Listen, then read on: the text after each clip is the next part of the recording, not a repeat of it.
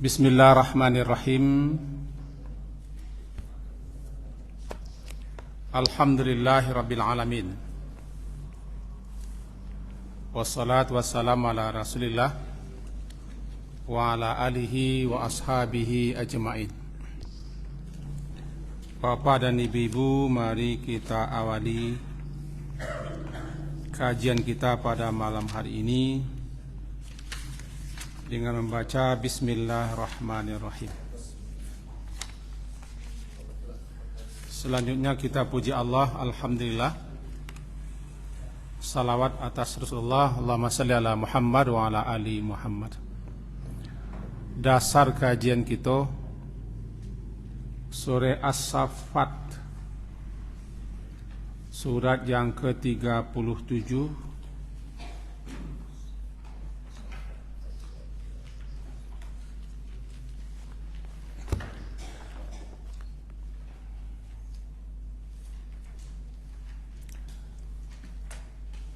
ayat ke-139 dan seterusnya. As-Saffat surat yang ke-37 ayat 139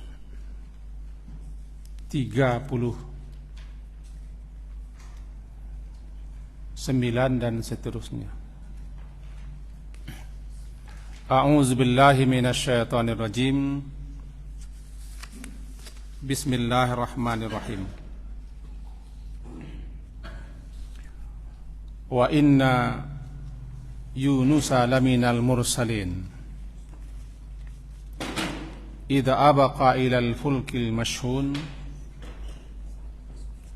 fasahama fakana minal mudhadin faltaqamahul hut wa huwa mulim falaula annahu kana minal musabbihin la labitha fi batnihi ila yaumi yub'atsun. Sampai di situ dulu. Kita terjemahkan terlebih dulu sesuai dengan Quran terjemahan. Dan sesungguhnya Yunus itu lamin, benar-benar termasuk al-mursalin, salah satu rasul yang diutus.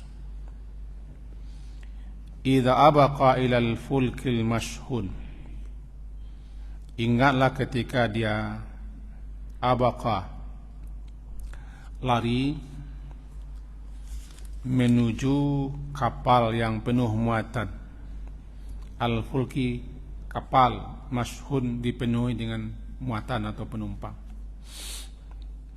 Fasahama fakana minal mudhadin. Kemudian dia ikut diundi. Sahama, ikut berundi. Fakana minal mudhadin, maka adalah dia termasuk orang-orang yang mudhadin, orang-orang yang terkalahkan dalam undian. Faltaqamaul hut, maka iltaqama, dia menelan. Iltaqama, menelannya hut ikan besar, wa huwa mulim, dalam keadaan tercela. Falaula annahu kana minal musabbihin, maka sekiranya dia, laula, sekiranya dia tidak, annahu, termasuk orang yang musabbihin, orang yang banyak bertasbih, berzikir, mengingat Allah, la labitha, pasti dia akan tinggal diam, tetap berada fi batnihi, dalam perutnya ikan itu sampai hari dibangkitkan. Kira-kira itu terjemah. Bapak dan ibu-ibu yang berhadir, walaupun tidak akan kita pahami semua apa yang terkisah dalam surat ini tentang Nabi Yunus, tapi sepenggal kita jelaskan. Nabi Yunus salah satu rasul yang Allah utus sebagaimana rasul-rasul lain. Tugasnya sama, misinya sama, mengajak, menyeru, mendakwahi kaumnya untuk menyembah Allah. Tapi sebagaimana rasul-rasulnya lain, beliau mendapat tantangan. Tidak satu pun rasul yang tidak mendapat tantangan. Karena rasul itu diutus lantaran di suatu kaum itu sudah tidak lagi orang menyembah Allah. Banyak yang kafir dan yang syirik. Datang rasul. Itu makanya rasul itu dimusuhi semenjak Nabi Nuh sampai Nabi Muhammad sallallahu alaihi wasallam. Ditantang sudah sekian lama.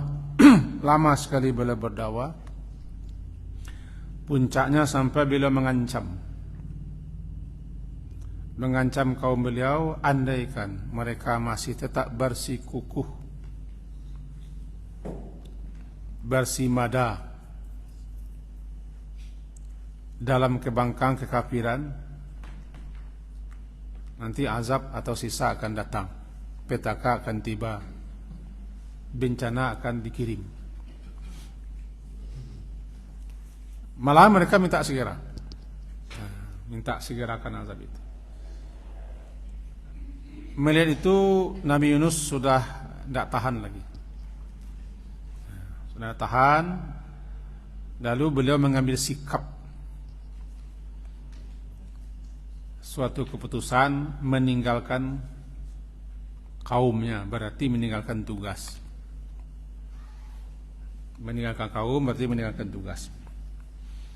Pergi ke tepi pantai, menumpang suatu kapal. Kapal itu pun sudah syarat dengan muatan, mashhun namanya.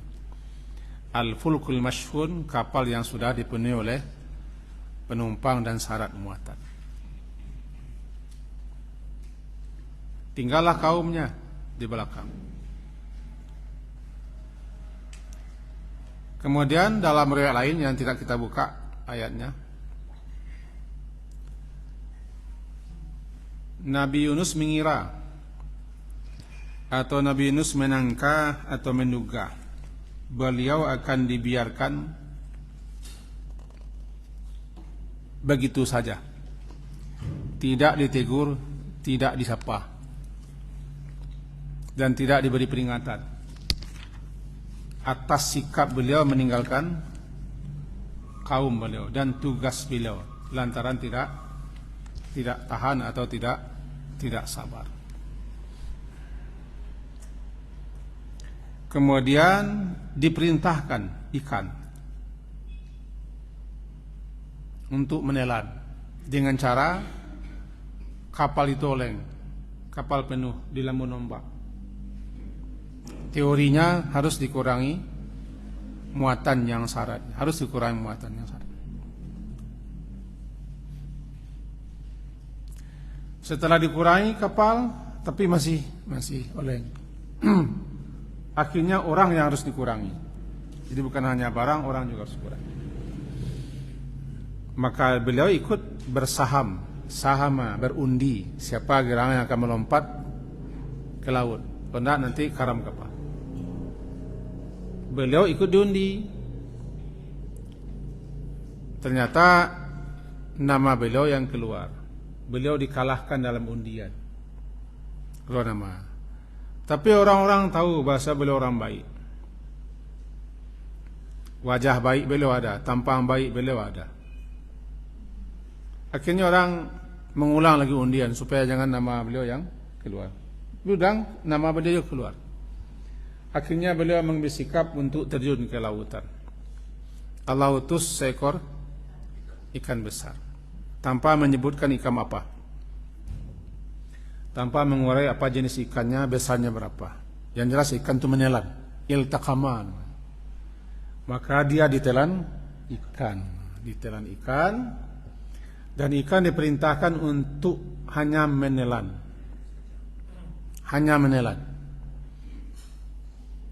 Itu saja. Maka ketika itulah Nabi Yunus berada dalam kegelapan. Dalam kegelapan itu beliau berdoa. Doa beliau yang terkenal, La ilaha illa anta subhanaka inni kuntu minaz zalimin. Kajinya, andaikan beliau tidak termasuk orang yang suka berzikir, suka bertasbih sebelumnya, andaikan beliau tidak orang yang suka mengingat Allah, mendekatkan diri kepada Allah, salah satunya dengan berbanyak menyebut nama-nama Allah dan bertasbih, maka pasti beliau akan bermukim, berdiam dalam perut ikan itu sampai kiamat. Di situ beliau berkubur. Tapi lantaran beliau termasuk, itu surat Yunus tadi, surat apa? Surat Fussilat. Lantaran beliau termasuk kana minal musabbihin, kita lompat saja kepada ayat 143. Kana minal musabbihin, adalah beliau itu termasuk orang-orang yang suka bertasbih. Dan tasbih salah satu zikir. Karena beliau termasuk orang yang suka bertasbih, musabbih, orang yang suka bertasbih sebelum itu. Jadi beliau bertasbih bukan ketika dalam perut ikan saja. Ingat, beliau dalam perut ikan tidak mati, karena beliau hanya dilulur oleh ikan, tidak dikunyah, sehingga masih hidup. Masih hidup beliau. Ikan hanya menelan. Andaikan beliau tidak termasuk orang yang suka bertasbih jauh sebelum beliau mengalami itu, maka la labitha tinggal, menetap. Sungguh dia akan tinggal tetap dalam fi batnihi, dalam perutnya ikan itu sampai hari dibangkitkan. Berarti mati pada situ, berkubur pada situ, nanti dibangkit saja dari berbangkit. Artinya apa? Beliau diselamatkan daripada itu lantaran beliau termasuk orang yang suka. Dapat kita pelajaran satu. Bertasbih atau tasbih itu termasuk salah satu zikir yang utama. Nah, bahkan kita sabbihuhu bukratan wa asila, kaji-kajian tempoh hari, perbanyaklah bertasbih, memasucikan arah pagi dan petang. Orang yang suka bertasbih di waktu senggang, di waktu lapang, merutinkannya, mewiridkannya, membiasakannya, nanti ketika dia dalam keadaan susah, dalam keadaan sengsara, duka dan segala macam, dia bisa menjadikan tasbih itu sebagai wasilah untuk berdoa agar diselamatkan. Satu kita ambil. Mari kita rujuk kepada surah Al-Anbiya yang terkenal itu. Al-Anbiya surat yang ke-21, halaman 329, ayat 87 dan 88. Al-Anbiya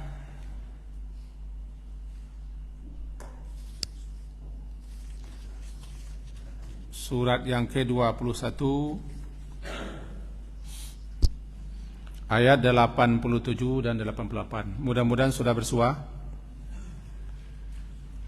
Wa dhannun idh dhahaba mughadiban. Dan Dhannun, gelar Nabi Yunus Zunnun. Gelar yang disandang oleh Nabi Yunus Zunnun. Kata ulama, nun itu ikan. Jadi orang yang ditelan ikan. Dan Nabi Yunus yang digelar dengan Dhannun atau Dhunnun, idh dhahaba mughadiban, ketika dia pergi berangkat meninggalkan kaumnya, mughadiban dalam keadaan marah, marah kepada kaumnya, kesal kepada kaumnya. Karena sikap kaumnya, bahkan kaumnya menentang untuk diminta segerakan azab. Berangkat dia mughadiban. Fazanna, maka dia Nabi Yunus itu menduga, menyangka, mengira, zanna, allan naqdira alaih, bahwa kami tidak akan mempersulitkannya, menyempitkan. Kami tidak kuasa untuk mendatangkan sanksi hukuman kepadanya. Dia mengira akan dibiarkan begitu saja, akan lepas saja. Ditegur dia. Bagaimana bentuk teguran Allah? Kapal yang ditompanginya oleng. Itu teguran namanya. Sesudah diturunkan pun muatan masih oleng. Lalu harus ada orang yang dibuang atau terjun ke lautan. Nabi Yunus berprinsip, kata ulama, daripada orang korban semuanya, biarlah ada korban. Itu pun namanya sudah berkali-kali keluar dalam undian. 4 ke lautan. Fanada fi zulumat, maka dia nada berdoa, berseru kepada Allah dalam kegelapan zulumat, kegelapan perut ikan, kegelapan lautan dalam, kegelapan malam. 3 kegelapan. Perut ikan. Ini cerita yang mengatakan bahwa Nabi Yunus itu raung-raung dalam perut ikan. Perut ikan itu bagaikan akuarium, sehingga nampaklah beliau pemandangan laut itu tidak dasar. Beliau dihukum, beliau diberi sanksi, diberi teguran Allah, ditelan ikan, bukan raung-raung. Gelap dan gelapan lautan dalam, karena ikan besar pasti menyelam dalam lautan. Ditambah pula kegelapan malam, zulumat. Disitulah beliau menyeru, berdoa kepada Allah. Apa? Itu dia. La ilaha illa anta subhanaka inni kuntu minaz zalimin. Fastajabna lahu. Maka kami ijabahi untuknya, kami kabulkan doa permintaannya. Wa najjaynahu minal gham. Ayat 88. Maka kami selamatkan dia daripada kedukaan yang mendalam. Kadzalika, seperti itu pula lah kami menyelamatkan orang mukmin. Kita pegang yang terakhir ini. Kadzalika, seperti demikian itu pula lah nunji, kami akan menyelamatkan orang-orang mukmin bila dia berada dalam kedukaan yang mendalam, kesusahan, kesulitan, kesengsaraan. Lalu dia berseru, berdoa kepada Allah. Dengan catatan, dia sebelumnya termasuk orang yang suka berzikir, termasuk suka bertasbih. Diselamatkan. Sehingga salah satu namanya da'watul makrub. Da'watul makrub, doa ketika mengalami kedukaan mendalam. Al-Qarab, Kaf, Raba, Al-Karab, namanya kedukaan yang sangat mendalam, luar biasa, seperti Nabi Yunus gitu. Nah, salah satu da'watul makrub, doa yang akan dibaca ketika kita mengalami kedukaan yang mendalam, la ilaha illa anta subhanaka inni kuntu minaz zalimin. Ulang-ulang, karena Allah janji, kadzalika nunjil mu'minin. Seperti itu pula kami akan menyelamatkan orang mukmin. Itu pelajaran kedua. Pelajaran ketiga, kembali kita ke awal. Seorang rasul tidak boleh meninggalkan tugas.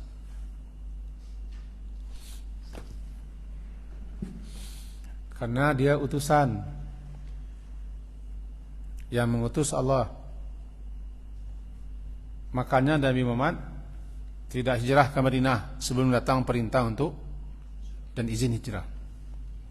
Beliau Nabi Muhammad masih berdiam di Makkah, sementara sahabat-sahabat sudah hijrah. Hijrah pertama ke Habsyi, Ethiopia. Karena beliau Rasul, beliau utusan Allah, beliau menunggu perintah Allah. Dapat perintah, baru berangkat dengan Abu Bakar. Di tempat tidur beliau, disuruh Ali bin Abi Thalib menggantikan di situ. Nabi Yunus tidak. Ini masalahnya. Nabi Yunus tidak. Beliau Nabi Yunus alaihissalam belum lagi dapat restu, izin dan komando perintah daripada Allah, beliau sudah berangkat mughadiban, dalam keadaan marah. Makanya sedikit kalau mau kita berpesong-pesong ayat sedikit, itu pun kalau kita mau tandai surat Al-Anbiya ini, tandai cenoi itu maksudnya, dicenoi saja. Kita berangkat kepada surah An-Nun wal qalami wa ma yasturun, atau surah Al-Qalam. Nun wal qalami wa ma yasturun ma anta bi ni'mati rabbika. Surat yang ke-68, halaman 566, ayat ke-48.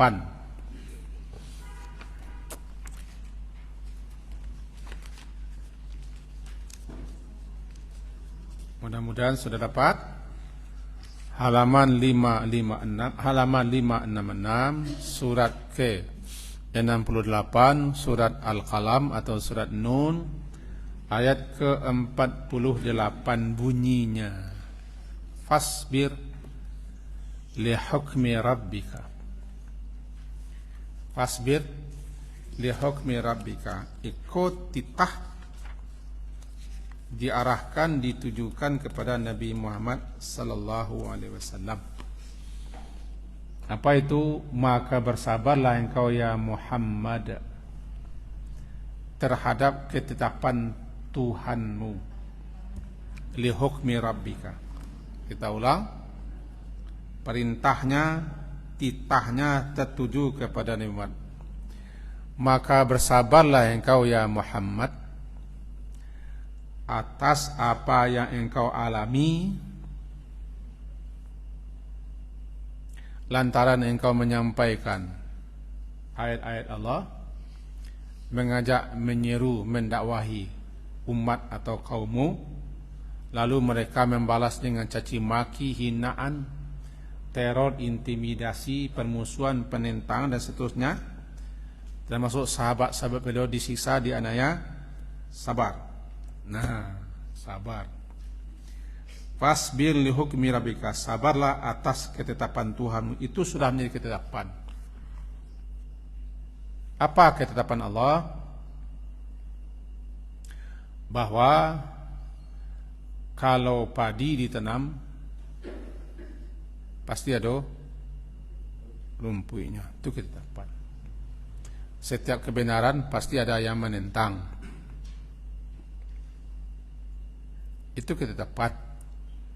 Tidak satu ras pun yang utus, melainkan pasti ada yang memusuhi. Semenjak Nabi Nuh malah istri beliau, anak beliau.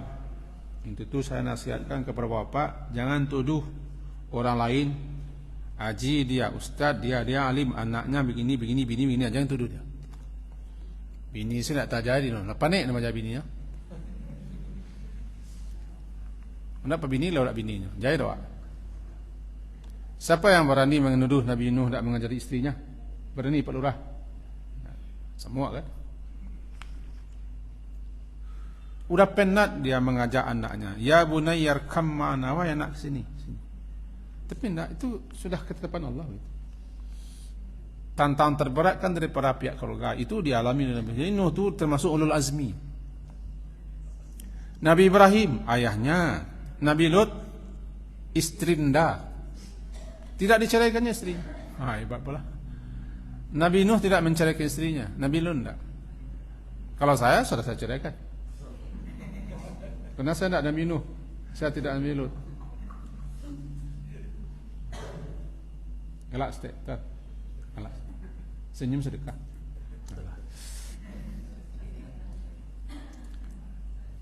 Tantangan.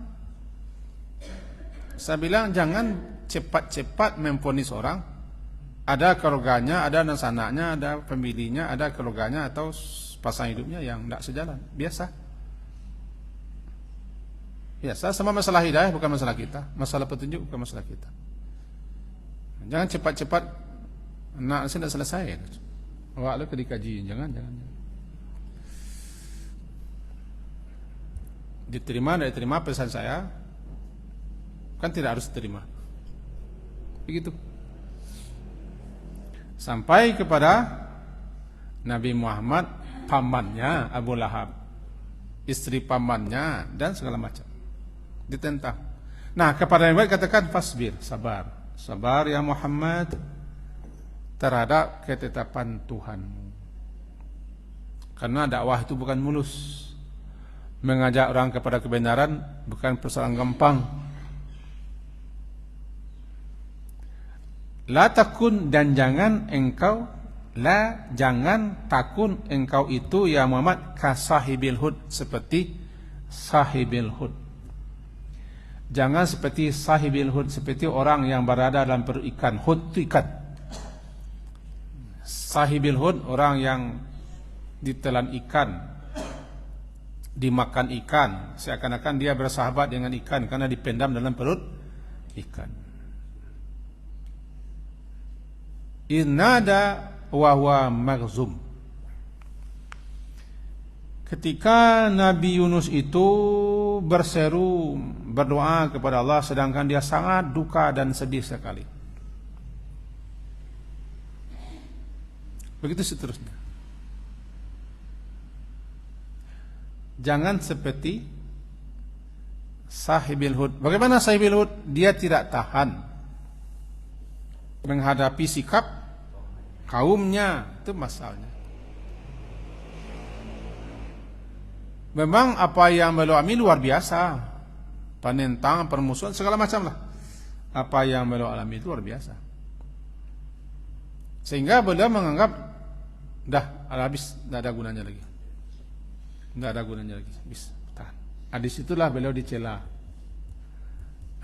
Dalam ayat tadi katakan beliau dicela. Malum namanya, dicela beliau atas sikap beliau itu. Lalu beliau ditegur lantaran beliau meninggalkan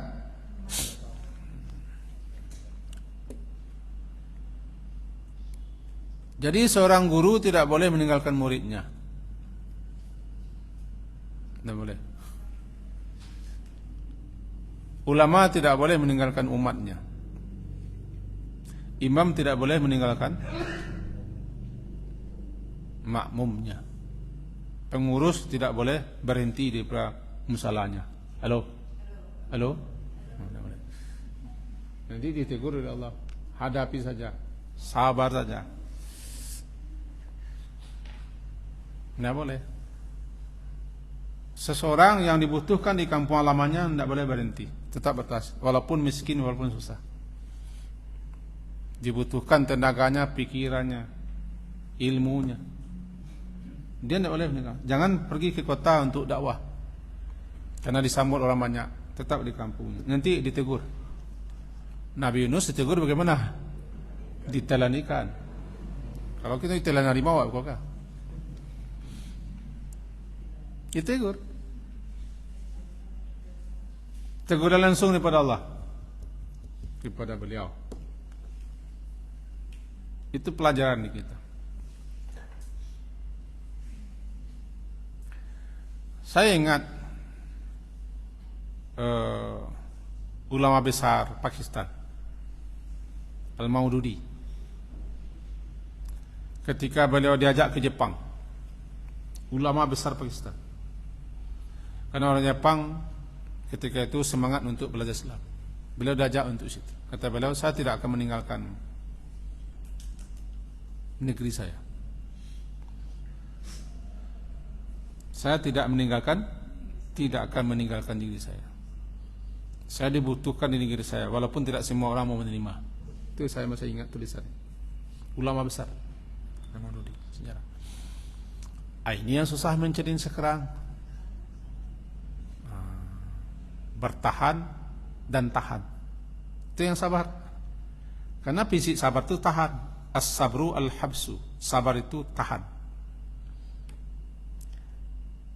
Bertahan dan menahan. Itu prinsip sabar. Bertahan atas apa yang dialami, menahan diri daripada melakukan apa yang tidak disenangi oleh Allah. Tahan, habsun.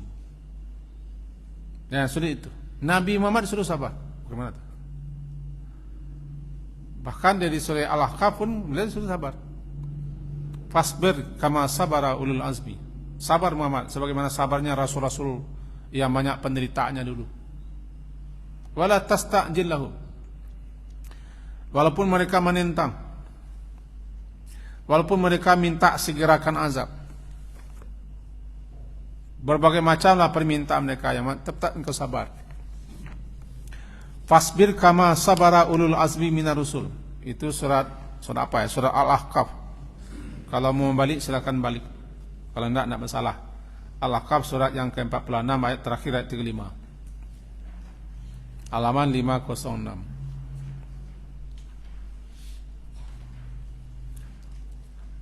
Halaman 506 surat 46 ayat 35 bunyinya fasbir, maka bersabarlah engkau ya Muhammad terhadap perlakuan yang engkau terima daripada kaummu sendiri. Berbagai macam yang beliau terima, sabarlah ya Muhammad.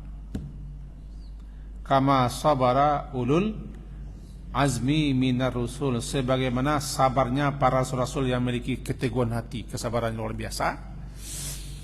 La tasta'jil lahum, dan jangan engkau minta segerakan agar mereka ditimpakan azab. Jangan. Walaupun mereka telah minta-minta azab, jangan minta kepada Allah, ya Allah timpakan kepada mereka azab, tidak taluk di saya ini. Wah. Nabi Muhammad lah yang tidak meminta kepada Allah agar ditimpakan kepada kaumnya. Ketika beliau datang ke Taif, bagi siapa yang umrah jalan-jalan ke Taif,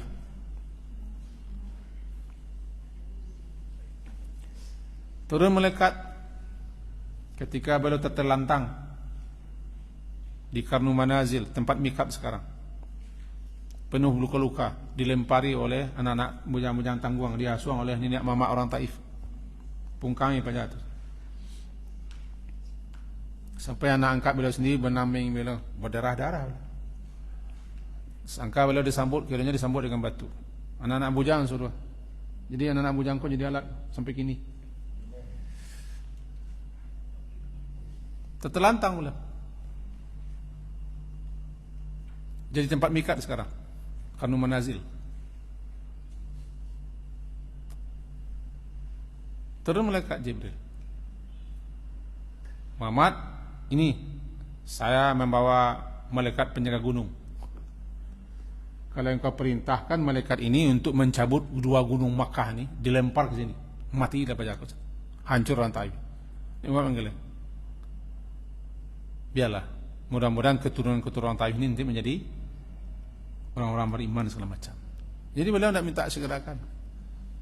Walaupun sudah datang tawaran, ini malaikat penjaga gunung. Itu Nabi Muhammad. Kenapa? Beliau telah diperintahkan sabar, jangan seperti jangan seperti Nabi Yunus. Untuk seorang rasul, sikap Nabi Yunus itu dicela. Kalau kita enggak lewat tak pun orang. Walidusi orang, campak orang, ditendang orang, dipitnah orang, caci orang, diburuk-buruk orang, macam-macam. Untuk apa boleh? Banyak orang yang butuh hari nak kesiko sen nombor urut. Bisa apa ini?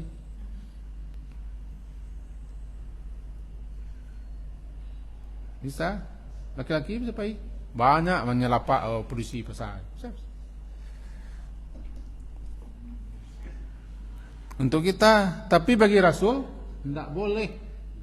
Dia diutus.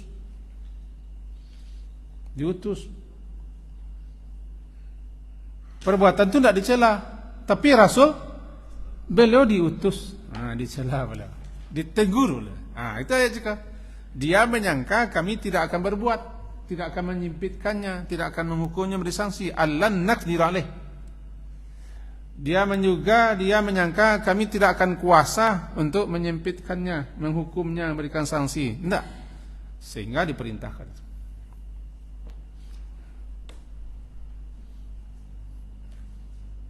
Itu pelajaran. Disitulah ketika berada dalam kesusahan, penderitaan, kedukaan yang mendalam, pergunakan senjata amal saleh kita, ketaatan kita, zikir-zikir kita ketika kita sebelum itu. Itu gunanya. Barangkali masih ingat 3 orang yang terkurung di gua, apa yang mereka andalkan? Amalan ikhlas. Akhirnya mereka akan terbebas dari gua. Nabi Yunus, zikirnya, tasbihkan zikir. Tasbih salah satu zikir yang dicintai Allah. Namanya ahabul kalam, afdalul kalam, atyabul kalam, ahsanul kalam. Zikir yang paling Allah cintai, zikir yang paling utama, zikir yang paling bagus, zikir yang paling baik. Salah satunya tasbih. Dan tasbih itu ibadahnya alam semesta. Karena segala sesuatunya bertasbih kepada Allah dengan cara dan bahasa masing-masing. Surah Al-Isra, surah ke-17 ayat 44, tidak kita buka. Segala sesuatunya bertasbih kepada Allah. Sabbaha lillahi ma fis samawati wa ma fil ardh. Yusabbihu lillahi ma fis samawati wal ardh. Semuanya bertasbih. Bahkan tasbih itu ibadat khusus malaikat. Yusabbihuna bihamdi rabbihim, malaikat. Pagi sore kita disuruh memperbanyak tasbih. Allahu Akbar. Allahu Akbar kabira. Alhamdulillah katira. Subhanallah bukratan. Subhanallah bukratan wasila. Jikalau sekiranya Nabi Yunus itu tidak termasuk orang yang suka bertasbih, berzikir kepada Allah, dia akan bermukim, menetap, akan berdiam di dalam perut ikan. Lalu dia berdoa. Doanya itu la ilaha illa anta subhanaka. Diulang lagi doanya. Itu doa dibaca dalam perut ikan. Berarti beliau hidup dalam perut ikan. La ilaha illa anta. Saya bacalah buku dan kitab-kitab. Rupanya saya punya buku, punya kitab. Saya baca. Juga pernah belajar dulu.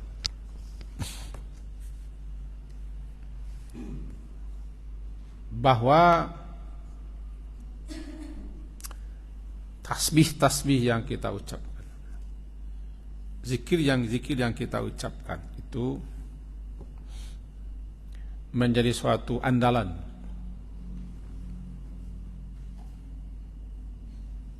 yang bisa kita pakai untuk terkabulnya doa di samping amal saleh. Dan juga disebutkan untuk menghilangkan kedukaan dan kesedihan, sekaligus mengundang datangnya pertolongan. Banyak-banyak membaca, mengucapkan kalimat tauhid la ilaha illallah. Kenapa? Karena yang duka, yang sedih, yang rusuh, yang cemas, yang khawatir, yang takut, jamimah hati. Hati itu akan tenang ketika dia diingatkan dengan Allah. Yang duka itu hati. Penyebab duka banyak. Tapi yang berduka adalah hati. Walaupun penyebabnya banyak, kalau dia tidak duka tidak masalah. Tidak masalah. Kalau uretnya tunggang, batang no kadang, barana angin, tidak keruai, tidak ketumbang. Tapi kalau uratnya belum kuat, mengkokoh, datang angin, ruwek dia, darabah dia. Ruwek kan bahasa Arab. Bahasa Arab Minang. Ruwek. Darabah dia. Ya hati kalau kuat, tahan. Nah sekarang kena lemah hati, karena dia suka kurang berzikir, maka ketika datang berbagai macam penyebab, dia cepat sedih, cepat duka, cepat gelisah, cepat cemas, cepat takut. Kembali. Banyak baca la ilaha illallah. Jadi andalan Nabi Yunus sebelumnya suka bertasbih. Kalimatnya tadi kana minal musabbihin itu tadi. Apa karena falaula annahu kana minal musabbihin, kalaulah bukan karena bahwasanya dia tidak termasuk dulu, karena itu kan dulu, sebelum dia ditelan oleh perut ikan, andaikan dia tidak suka dan tidak termasuk orang suka bertasbih, maka dia akan tinggal perut ikan. Itu maknanya orang yang rajin berzikir, rajin bertasbih, ketika dia dalam kedukaan, dalam kesengsaraan, tinggal berdoa saja lagi. Karena kecionya sudah ada, tinggal bongkar saja lagi. Kecio tu. Ada masalah, buka kecio. Apa kecio? Tasbih. Ya Allah, saya begini, saya begini, saya begini. Ya Allah, ya Allah, ya Allah. Allah karena Allah Maha tahu. Oh, kecio orang kulaimah. Buka. Nah, tasbih penyelamatnya, zikir penyelamatnya.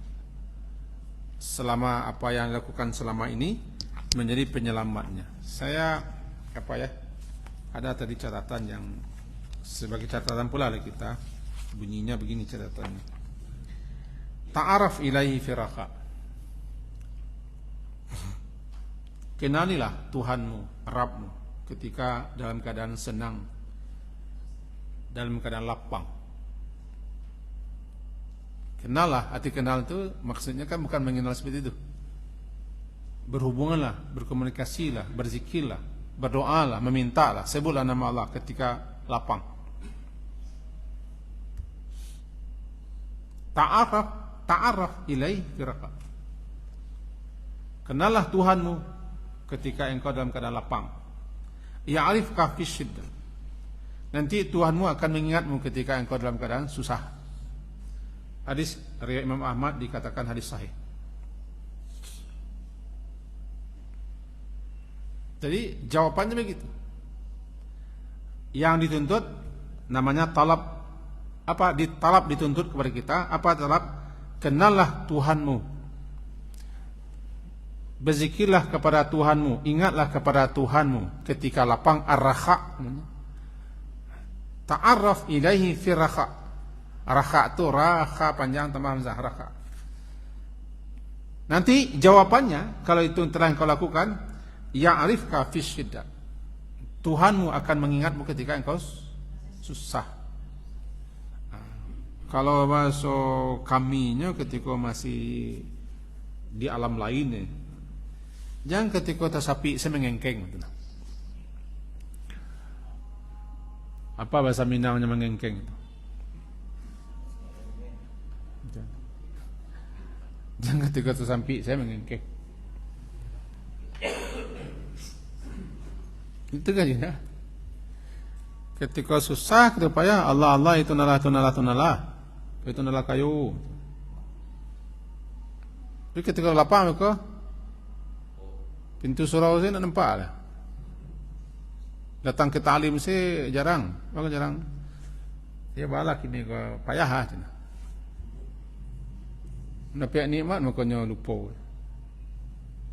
Jadi kalau kita ingin dikenal oleh Allah dalam keadaan kita duka, susah, sempit, payah, menderita, dalam keadaan problem, ya Sebelum itu terjadi kita berkecio dulu. Kecio dulu. Gunungnya kecio. Gunung kecio nanti kalau adonan patut di Bali patut dipakai. Buka kecio. Pecahan tak buang tonggak. Dulu kan kecio kan di batuang tonggak. Pecahan. Kak kecio. Jadi zikir tasbih kecio. Kecio itu nggak tahu saya bahasa Indonesianya. Tabungan. Tabungan. Celengan. Celek ya. Nah, dulu celegan. Bismillah. Dan kunci ayat, karena orang sudah azan ini, acara yang tunggu-tunggu kan belum datang nih. Ini kan menjelang acara yang tunggu-tunggu nih. Kadzalika nunji, jangan lupa, seperti itu pula sebagaimana kami menyelamatkan Nabi Yunus ketika dia mengalami kedukaan mendalam, kedukaan mendalam, lalu kami selamatkan dia. Seperti itu pula kami akan selamatkan orang mukmin ketika dia berada dalam kedukaan, kesusahan yang mendalam. Jika dia juga termasuk orang yang banyak berzikir bertasbih sebelum itu. Jadi rupanya kacio ko pagunonyo ketika tasasak tu. Ya, tinggal panen selai, tinggal buka selai. Itu gunanya. Dulu karena beliau suka bertasbih, tiba saatnya buka. Orang mukmin kalau suka bertasbih, suka berzikir, kenal kepada Allah, perbanyak itu. Bisa subhanallah bihamdi, subhanallahil azim. Bisa itu. Bisa subhanallah saja. Atau dirangkai dengan yang 5 lagi, subhanallah walhamdulillah wala ilaha illallah akbar wala haula wala boleh. Yang penting zikir. Maka dikatakanlah zikir itu sebagai perbendaharaan dan tabungan dan sebagai penyelamat ketika dalam keadaan duka. Itu kaji semalam ini. Yang kaji itu. Yang kesimpulan aku kaji. Cekukan keterangannya. Kesimpulan itu. Ada yang ragu? Silakan. Kita apa?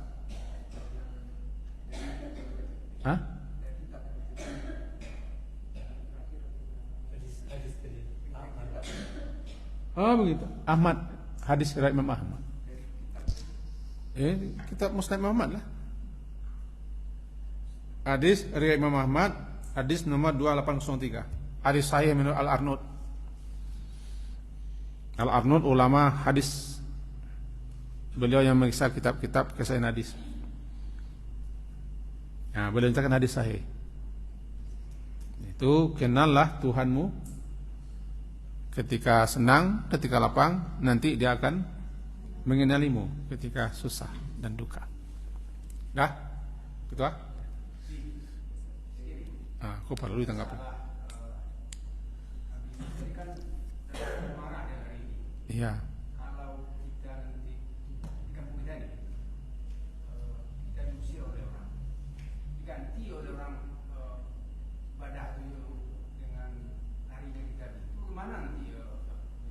Diganti dialihnya cara ibadah yang ternyata umat juga pimpinnya sudah lebih. Lalu bagaimana bagusnya? Kita kan lihat tadi Nabi Yunus tadi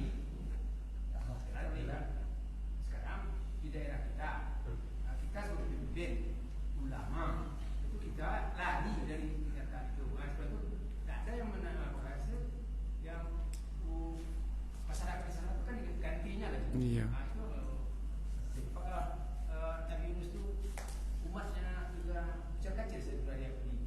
Ini menyindir saya mungkin.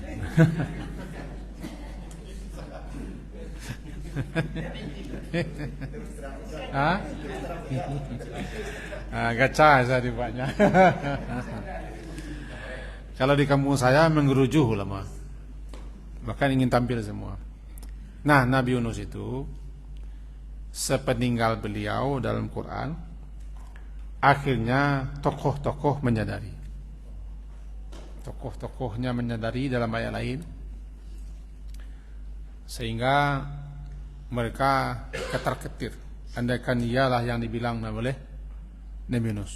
Akhirnya mereka berkompak mencari kemana-mana Nabi Yunus. Rupanya Nabi Yunus itu selalu makan ikat, tidak tahu mereka. Lalu mereka tobat. Tidak jadi bencana yang sekiranya akan ditimpakan, tidak jadi. Itu tercatat. Tidak jadi sisa bencana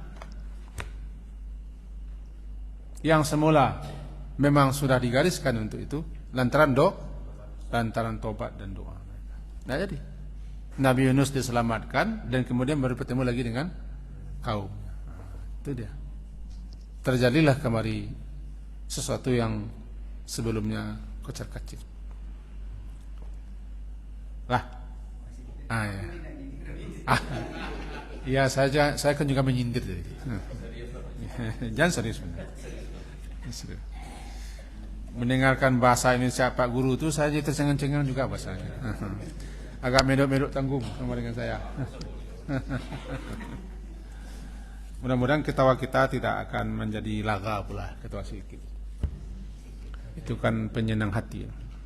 Sekian, semoga kita termasuk orang yang suka bertasbih, suka berzikir, suka berdoa, suka mendekat kali kepada Allah, sehingga itu menjadi wasilah dan senjata bagi kita nanti untuk menghadapi keadaan-keadaan susah dan sengsara. Amin. Sekian, subhanakallah wa bihamdika asyhadu an la ilaha illa anta astaghfiruka wa atubu ilaik. Wassallallahu ala Muhammadin wa ala alihi ashabihi ajma'in.